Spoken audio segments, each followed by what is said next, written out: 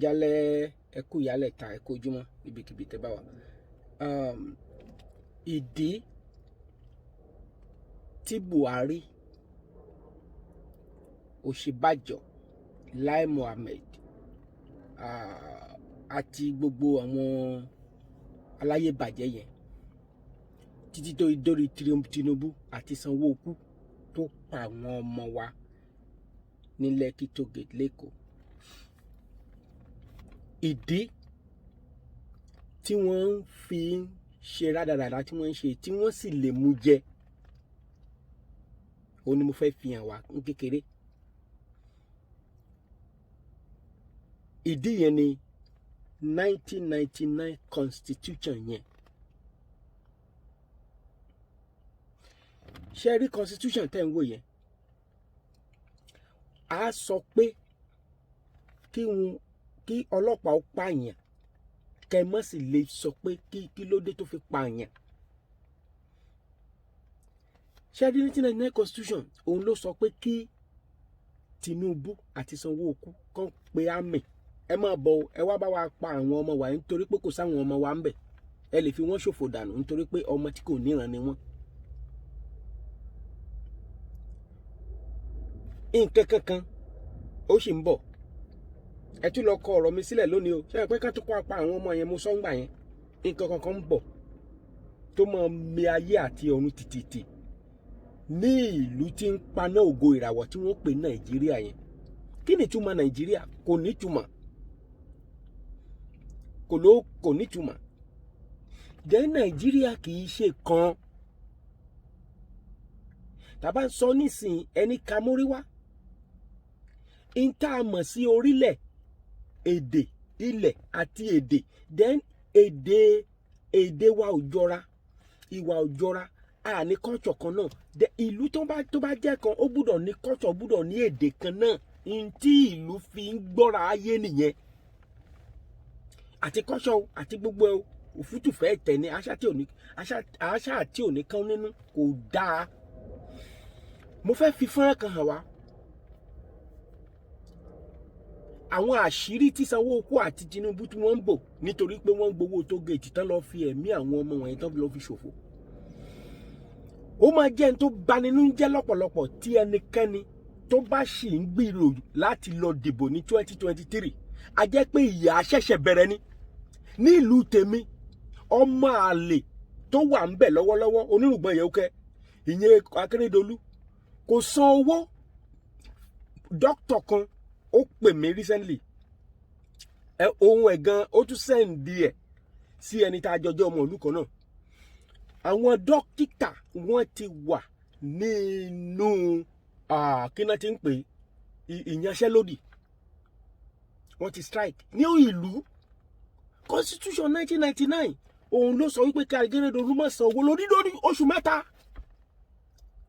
Wọ́n wá fi ìyà, wọ́n fi pọ́líṣì ayé àwọn èèyàn ò mọ ráìtì wọn mọ́, ọpọlọ wọn ò pé mọ́, ọpọlọ ibi náà bá lọ àgbà pé bó ṣe yẹ kí náà máa lọ nìyẹn.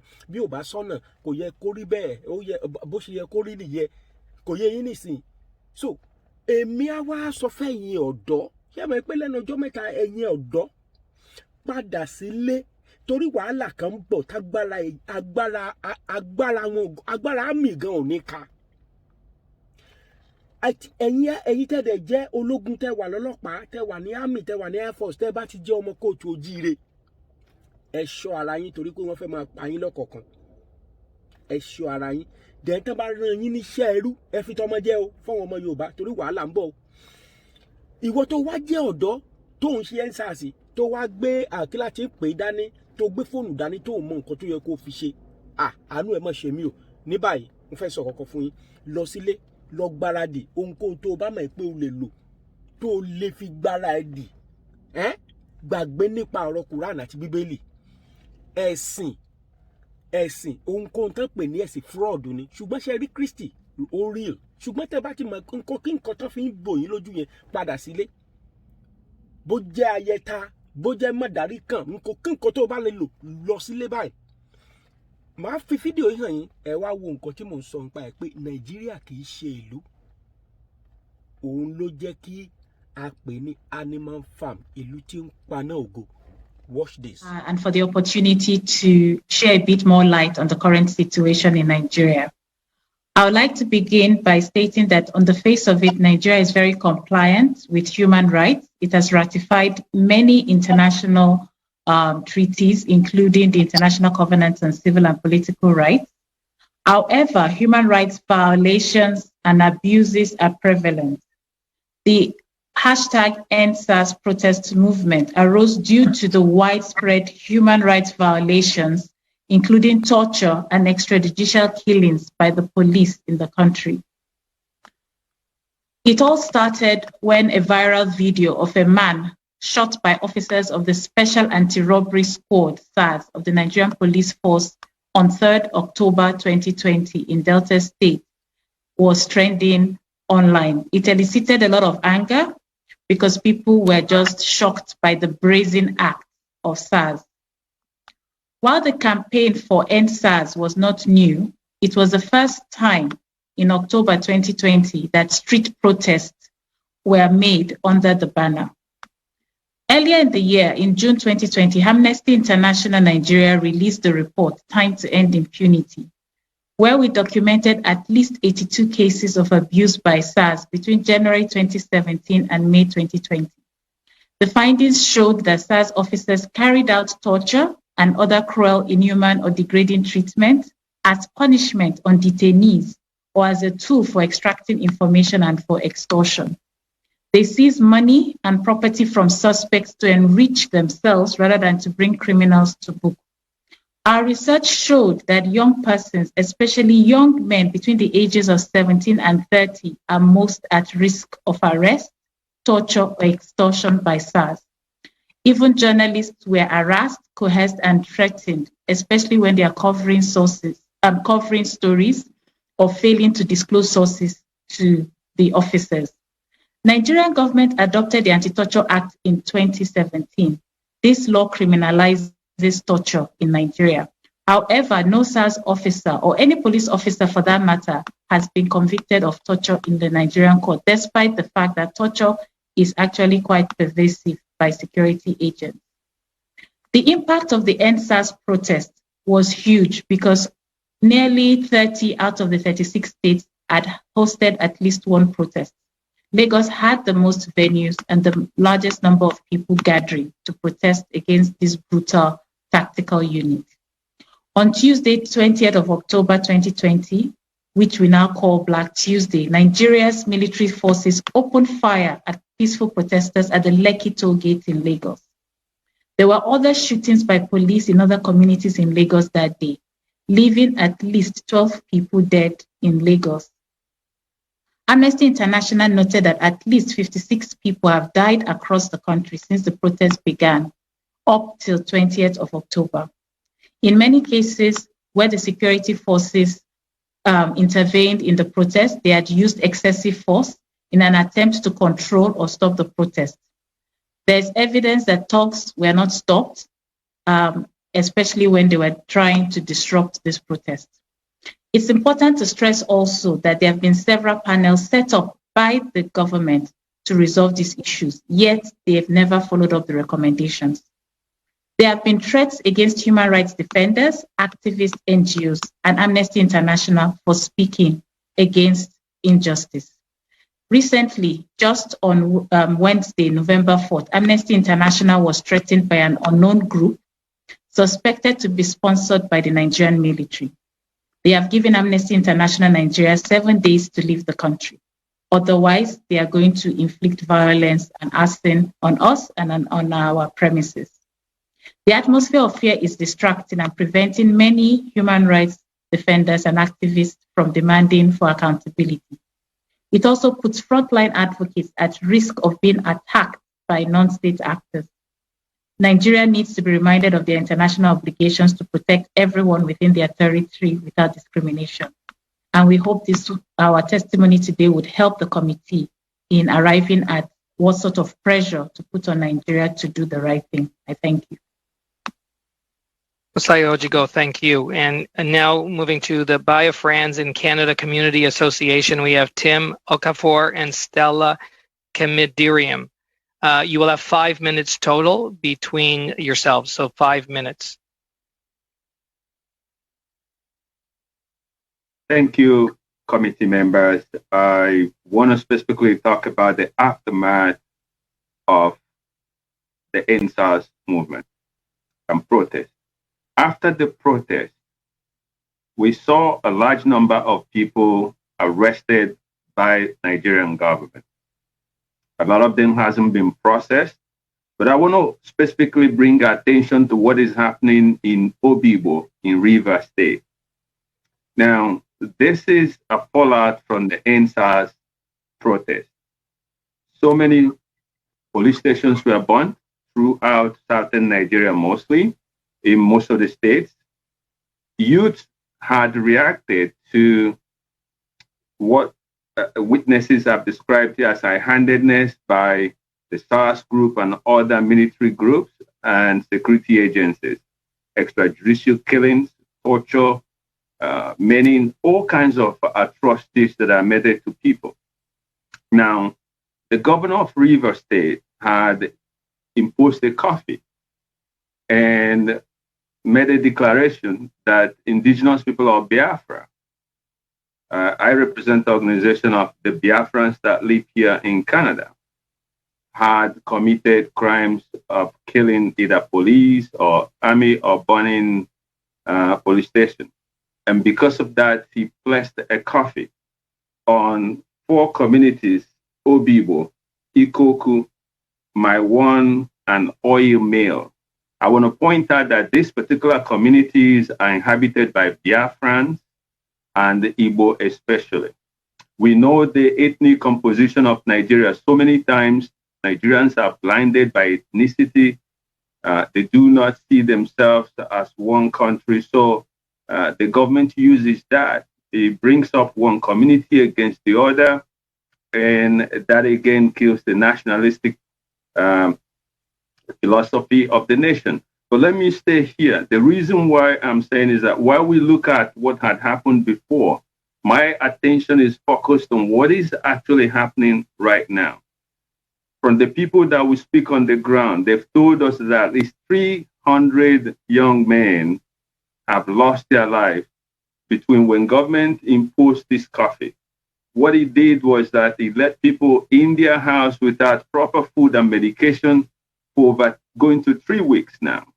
Now, if you come out because you ran out of food or medication and you're a young man between 18 and 30 years, you are shot, you are arrested, you're brutalized. There's all kinds of pictures and videos are watched on social media. I've spoken to the person we have on the ground, the pastor, and he even, the kind of things he narrated, the amount of people that are dying and are being killed and shot and are arrested.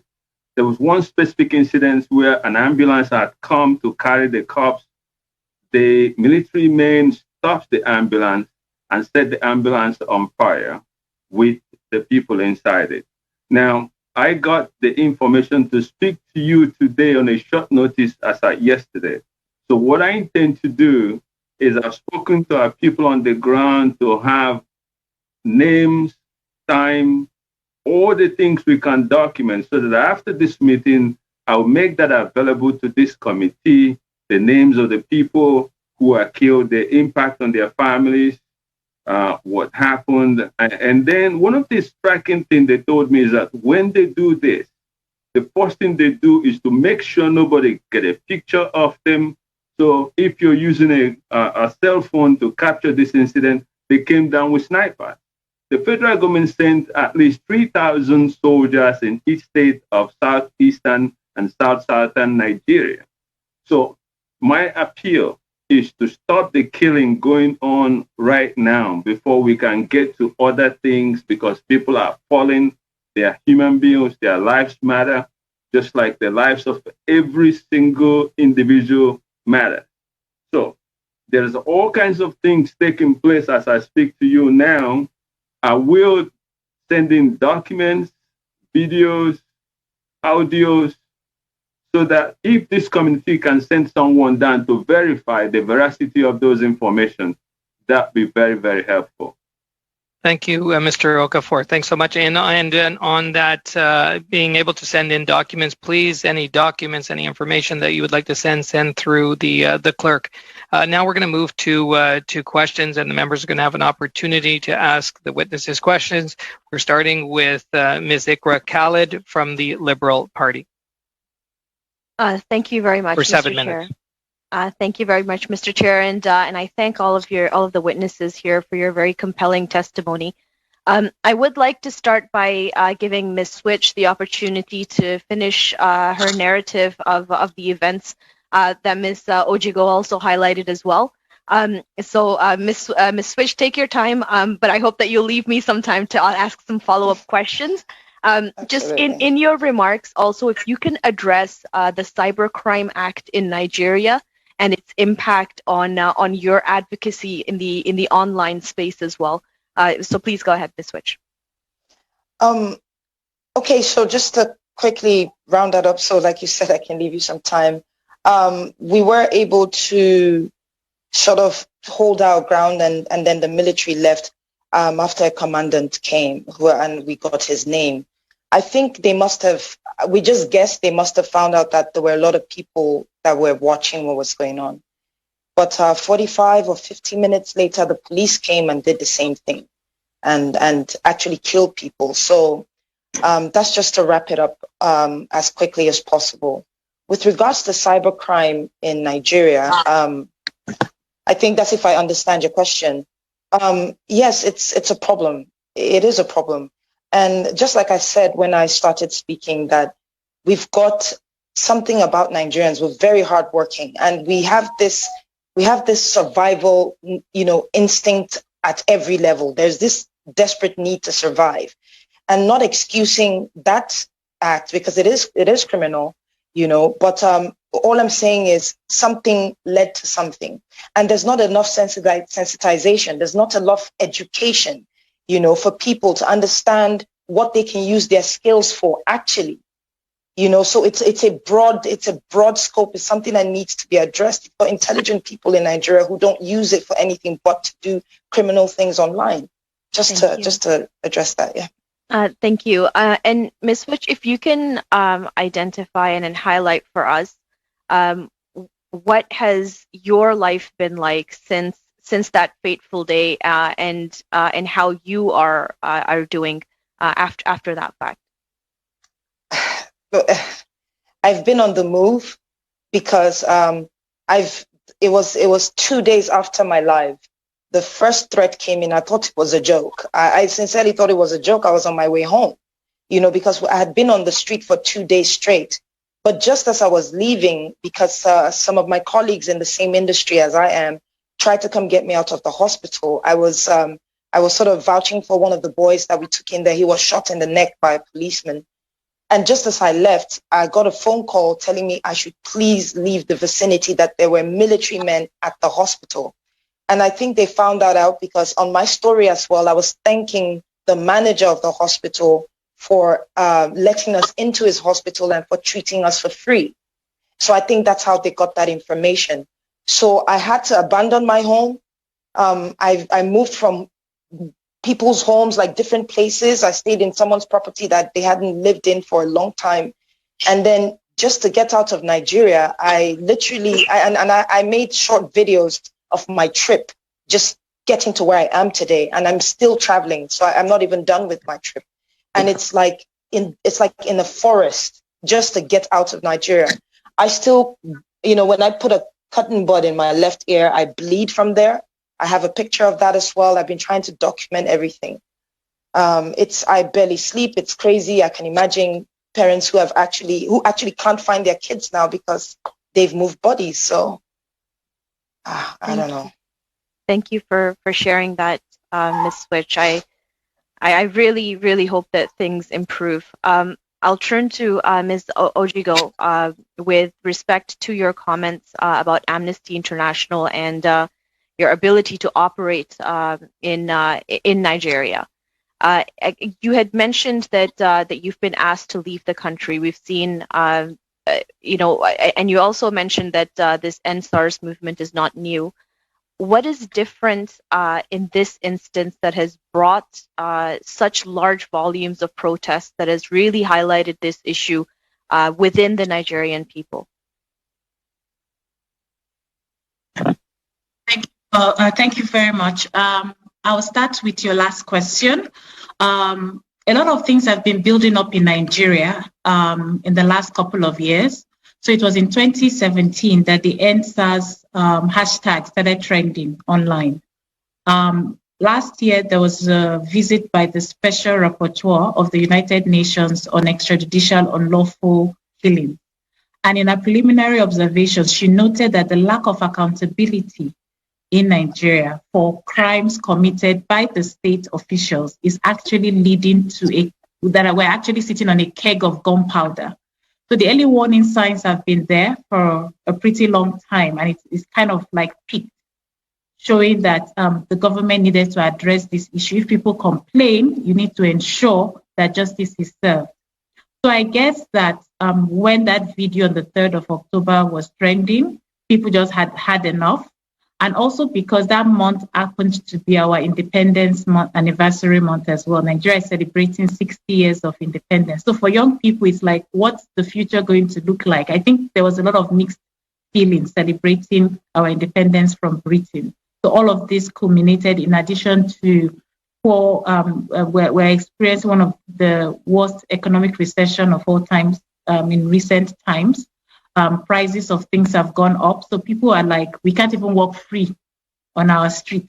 So we need justice to happen. With regards to the threat to Amnesty International, it's by a group that we suspect is being sponsored by the Nigerian military. We've not been able to directly link them together, but we've been having threats. We've been having staged protests in front of Amnesty offices whenever we release reports. And we've noticed that it's always when there's been a report linked to the military, we'll just have protesters in front of our office. And we have videos to show that afterwards they go and share money and then they leave. But why this threat is particularly worrying for us is not because they've asked us to leave Nigeria. They've asked us many times to do that. But because we are coming out of a period where there's been wanton killings and destruction of property across the country. We've been campaigning against the police. Thank you. And so we feel the people that can protect us might not be in the position to do so. Thank you. We're going to move to the Conservatives with Mr. Chu for 7 minutes. Thank you, Mr. Chair. Nigeria, it's actually very close to my heart. My father once worked in Lagos for a few years, and back in the 80s, 70s, and 80s. So I understand the country through him a lot. Of course, it's been quite a long time since. So I'm going to fire off a few quick questions just to update my expectation on the country itself. It will be appreciated if any of the witnesses can actually take that on. So the first question I have is, assuming that there is an effective police complaint mechanism, has that path been exercised?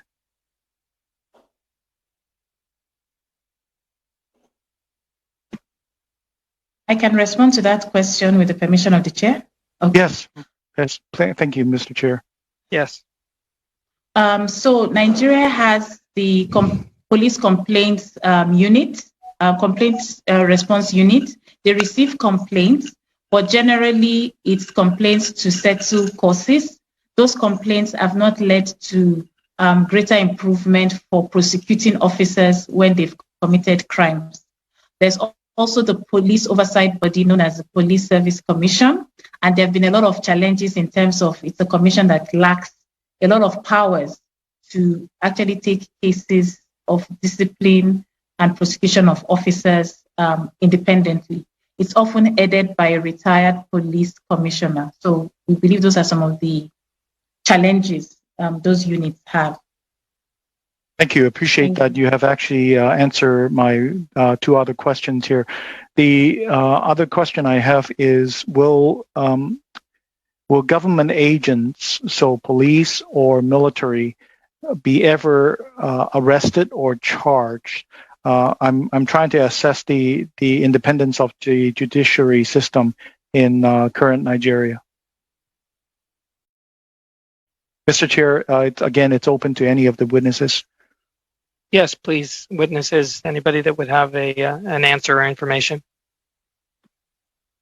Well, I think I can say something here with regards to police being charged. I'm just going to be straight up and tell you, no. There is the facade of policemen being charged.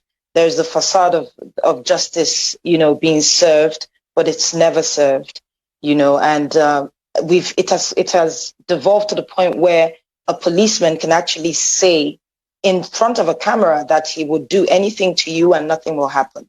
So that's the short answer. Thank you. I've just joined this meeting in Nigeria. Just joined as one of the witnesses, honorable member of the National Assembly. If you are hearing me. Sure. Through you, Mr. Chair. Go ahead, please.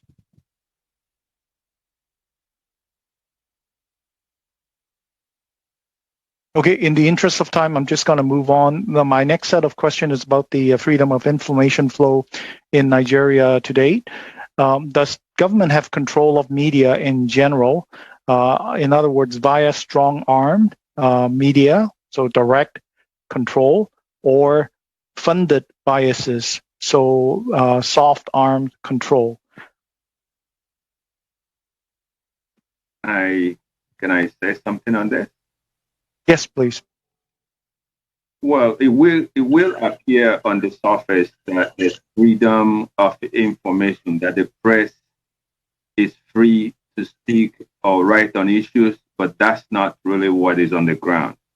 Now, corruption has hidden deep into the Nigerian society that you can literally, if you want somebody to write anything on the newspaper, you can call journalists and give them envelopes. In fact, in one of the politicians, when he was rebuked for remarks he made. He was on a press conference and somebody asked him a question. And he told the journalist, you are one of those people that get envelope from people. So the state of journalism has been gradually dying. There were days of Delegiwa, a renowned journalist that does investigative journalism. Government sent him a letter bomb and he died. Just a way to intimidate people. And that has continued. And then when you put in the mix that there's several ethnic groups in Nigeria competing. So there's these biases in order to frame this question. So in summary, there's no press freedom. Appreciate that. I would like to add something to that, please, if you wouldn't mind. Yes, my name is Abdulrazak Namdas, but I want to say that I've also practiced journalism in Nigeria for close to 20 years, and I happen to be, can you hear me now? Yes. Yes. I happen to practice for over 20 years. And the question, if I got him right, is that is government has control over the media. I want to say that in Nigeria, the government has liberalized the media. People have own private media houses, both electronic and the print media. Of course, government also owns its own media. That is, we talk of NTA, they want their control. I think the practitioners are the one having problem. If you collect bribe and they write for people, that will not be blame of government. What we are talking is the state, or the state actually stopping people from publishing. I would say yes, because Thank you, Mr. Thank you, Mr. Nandas. In the interest of time. Thank you, Mr. Chu. How much time I have? Well, the time is over, so we're pressed for time. We're going to move to thank you to the block member, Mr. Brunel Duceppe, please, for 7 minutes. Thank you very much. I'd like to apologize to all of the witnesses. My lateness was not because of a lack of respect. There were simply technical problems in my... Je vous remercie d'être là aujourd'hui avec nous. I'd like to thank you. You are here because you need international assistance. I think if you're here, that's the proof. I know that Nigeria is a signatory to the 9 major human rights international rights treaties. We're talking about the Convention Against Torture. We're talking about the International Covenant on Civil and Political Rights. In other words, officially, Nigeria has signed, it has ratified many of these agreements. But if you're here, it's because the International Committee needs to act. So perhaps I could begin with a question for Madame Ojingo. According to you, what is the international community's responsibility regarding the violations of these covenants?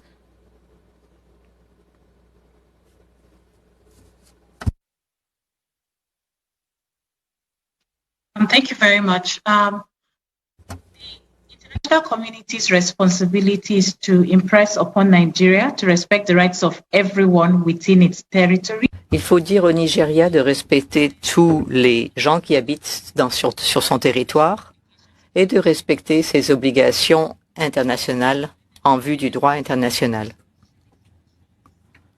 Crime that goes unpunished, it means that the rest of the world is even in greater danger of losing its humanity. So there's a moral duty as well as a legal obligation for the government to ensure justice is served.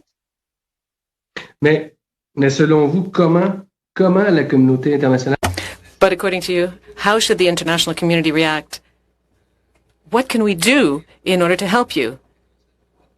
Clearly, we have to act.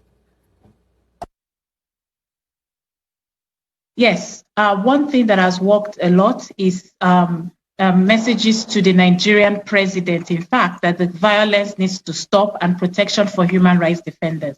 For the justice mechanisms to work, witnesses and human rights defenders should have the safety and protection to be able to appear to share their testimony.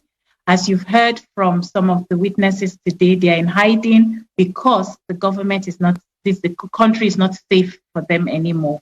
And this, I think, is already inhibiting the justice mechanisms that the government has set itself for it to be effective.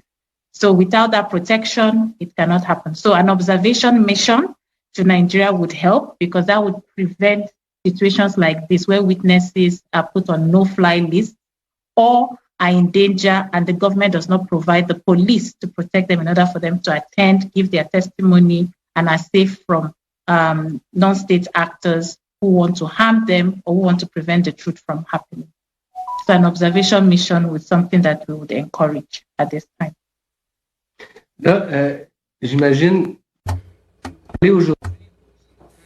So we're hearing you, we're listening to your testimony today, and you're talking to us.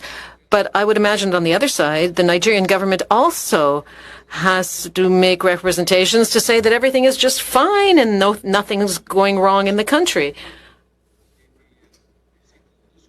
Have you heard anything about what the Nigerian government is doing? And I'm asking all witnesses this question. So any of you could answer the question, please. Can I respond? Oh, yeah, sure. Okay, it's Stella Pemdo talking. I just wanted to add to what my colleague, Mrs. Ojingo, said. Ojingo, I hope I'm saying that correctly. In addition to what we can expect from the international community. Can you hear me okay? Can you hear me? Yes. Okay. So what I think an observation mission would be excellent, and it would address your last question about what is the Nigerian government saying. Nigerian government can say one thing, but what they do is another thing. So I think an observation mission is an excellent idea. But in addition to that, what I would suggest, which can be easily done at the international level by Canada even, because Canada does have some trade relationship with Nigeria. So one thing that can actually make a great impact, in my opinion, is to impose sanctions. That has always worked in the past, and it can work in this situation. I think it will send a strong message to the government, because right now, the Nigerian government feels they're not accountable to their citizens, to anybody, and that has to stop. We Nigerians in diaspora, we have families there. It's only my immediate family that's here. So every night we're hearing stories. We're afraid for their safety. When it comes to police brutality, there is no excuse police are supposed to protect the citizens. For them to turn on the citizens is just not acceptable. And then in addition, please, just one more comment, I think that would be helpful. The perpetrators need to be brought to justice. They need to be held accountable. The police, the government or the police department, to answer what your question as to what are they doing, they claim that they have disbanded the SARS unit. They claim they have put up another unit, SWAT unit, they call it. Yes, SWAT. The violence that's happening continues. So to me, these are band-aid solutions. The perpetrators, from the governors, from the chief of police, they need to be held accountable. They need to be brought to justice. Those two measures, I think, is a start.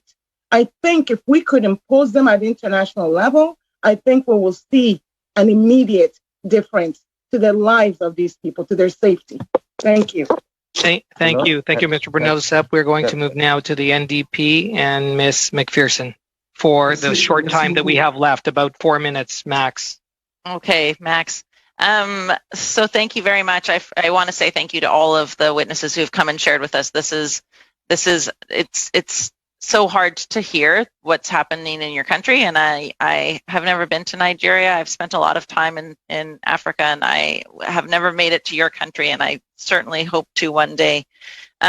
One of the questions I think that I should just follow up in is a few of the questions that my colleague from the block has asked in terms of what we can do. So I do hear that a observation mission would be appropriate, or would be something that would be very desirable. Unfortunately, during the current context of COVID-19, that's very unlikely to be possible. So I am looking at those things that we could do to aid you. One of my questions is, what have other countries offered? What have we seen? If you could give me a scan of what's been happening at the multilateral level. So the history of the statements that we've been seeing out of the United Nations, out of all of those multilateral bodies, as well as support coming from within the African communities, as well as outside of that. If any of you could speak to that, that would be great. If I could speak on that, in terms of the observation mission, we know you have a consulate in Nigeria, and they've participated in some meetings that the government has set for diplomatic community. So it might mean liaising with your commission and consulate and others, friendly countries, to see how they can sort of do some sort of delegation in terms of what is going on ground, because they have observed elections in our country. So perhaps they can also look at the justice mechanisms and raise very serious concerns about what is going on in the country. Other countries like the UK, for example, have issued very strongly worded statements saying they're observing and watching.